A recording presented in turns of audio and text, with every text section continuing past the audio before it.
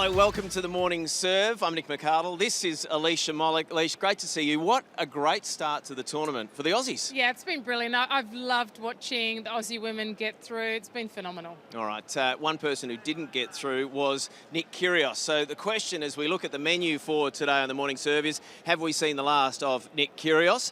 Thanasi Kokkinakis with a very gutsy win. We're going to take a health check of Australian tennis after that very nice start to the tournament.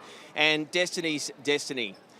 We'll talk a bit more about Destiny Iava. But first up, Nick Kyrgios going down in straight sets. And, well, it was always going to be a struggle, wasn't it, coming back from 2 years out of the game? Yeah, I think we're privileged and lucky to have witnessed Nick play. I mean, the fact that he's here and playing, I think for him to win was a stretch in the outset, considering not just his wrist, but from the week prior having a slight strain in his ab muscle. But you could see he was gritty and determined to get through the match yesterday. I mean, I loved seeing that. And he mentioned after as well in his presser that, you know, he was doing it for the crowds. You know, I saw Nick reposting on Instagram all the crowds that were lining up here for 4 or 5 hours. So, you know, he feels the love from the Australian crowds and their support, and I think he delivered.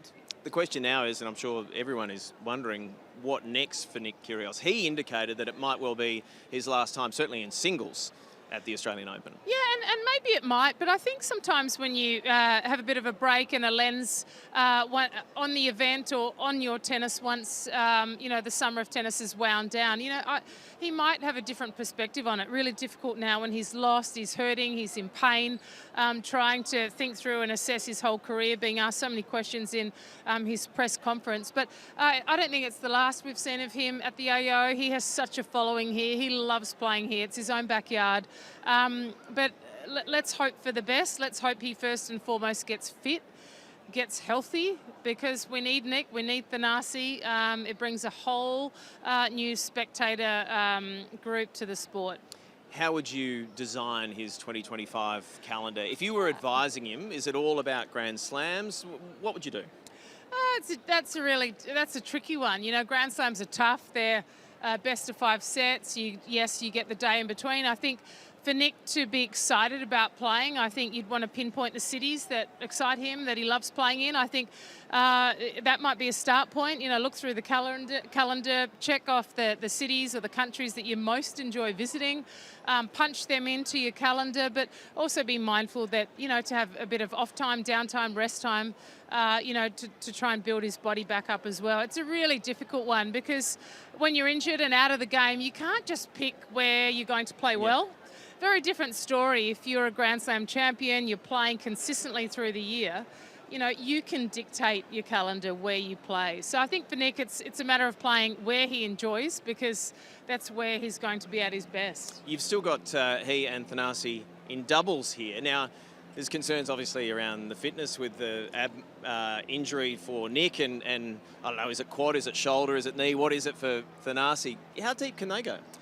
I was actually concerned Thanasi may not get through his match yesterday. So you've got, you know, 2 wounded players competing, but we've got to remember doubles, you know, you're covering a quarter of the court, so it certainly plays into their hands. They're not going to have to move so much. They're both dynamic at net. Look, wouldn't we love them to have a run to the finals? I'm not sure their bodies are going to let them, particularly if Thanasi keeps going in singles, but I mean, it'll be a packed house, won't it? We've got to somehow work out a way to get tickets, you and I. Thanasi, having battled through and winning his match in the first round, he looked gone at times. I did that match, and it was ridiculous, because on a number of occasions, as he walked towards the chair umpire, I just thought, no, this is it. He's pulling the pin, but he survived. Yeah, he survived. I don't know how. He did look sore. He looked injured. But I guess that is a real testament to his game and the strengths of his game, his serve, big forehand. And it still goes to show that still at not 100%, he can still win on the men's tour at Grand Slam level. Today's critical, isn't it? He has 24 hours off to get his body back and ready. I'd be surprised if he took to the court for a hit today. It'd be icing, massage, physio, rest, legs up, probably watching tennis on the couch back home. But 24 hours after playing is absolutely critical. But he does have a great team around him, Thanasi. He's got Jack Draper next.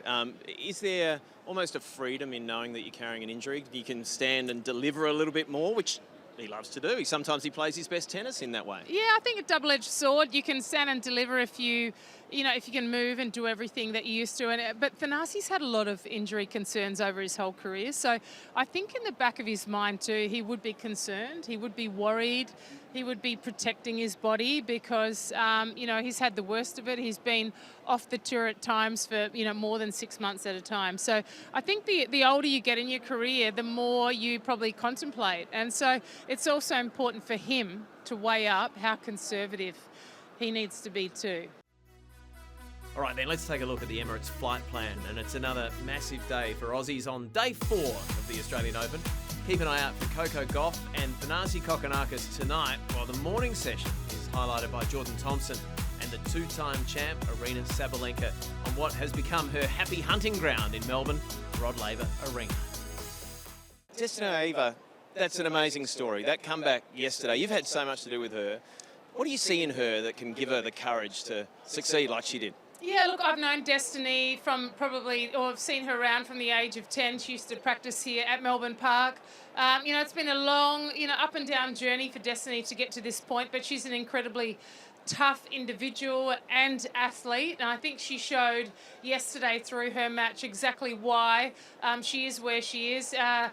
She had a great preparation, I think, in being a part of Australia's United Cup team, but to come here and win her first ever Grand Slam main draw match was something special. And I think for every athlete, it's that first breakthrough moment that really catapults them forward. So I think she'll be a mainstay now around that top 100 level and competing in Grand Slams. Tell us about her personality. I think it's reasonably common knowledge what she's been through in terms of mental health, but how does that empower her to succeed on the tennis court?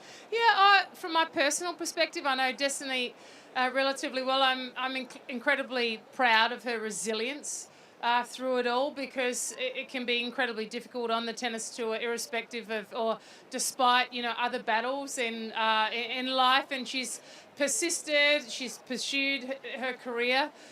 She's an incredible fighter. Great work ethic that comes from both of her parents. So a real credit to them for instilling that at a really, really young age. And I think that's what we're seeing now, the remnants and the results from that. But she's persisted to get to this point, though, to outline she's a big game. She's a big server, a big hitter.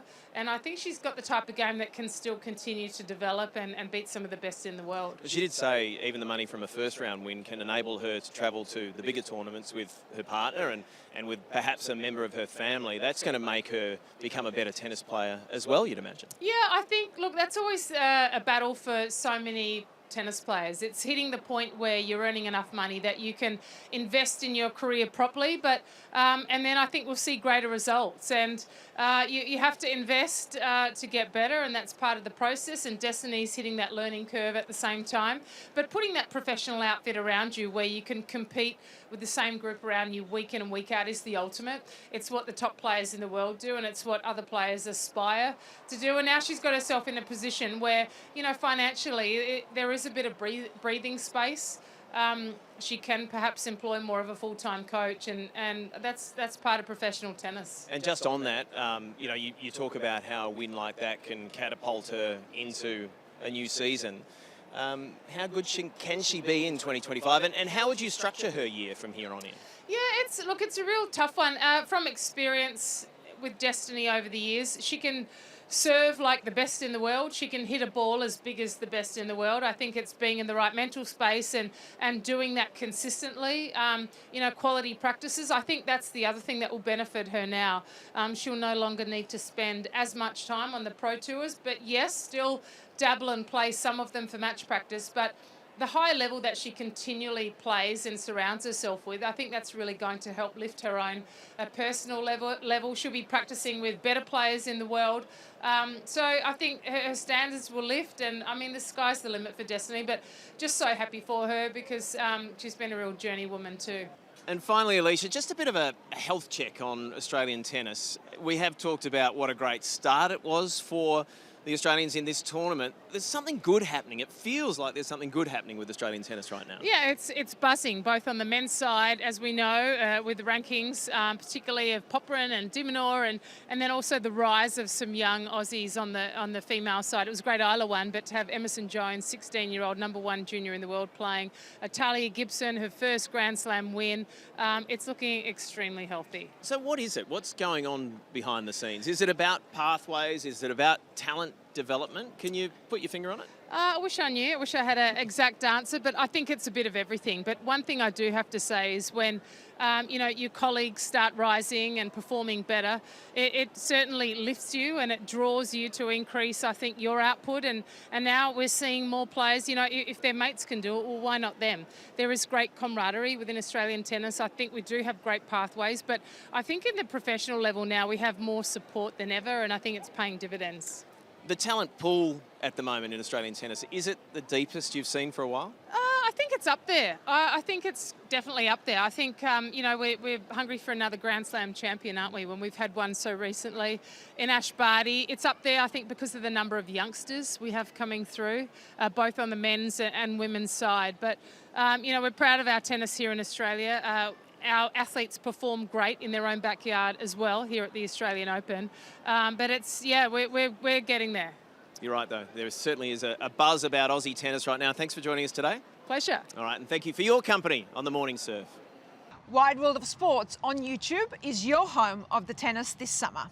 With highlights of the best matches of the summer of tennis, the on-court interviews and every day with the Morning Serve, you'll be ahead of the game. So click that subscribe button so you don't miss a thing this summer.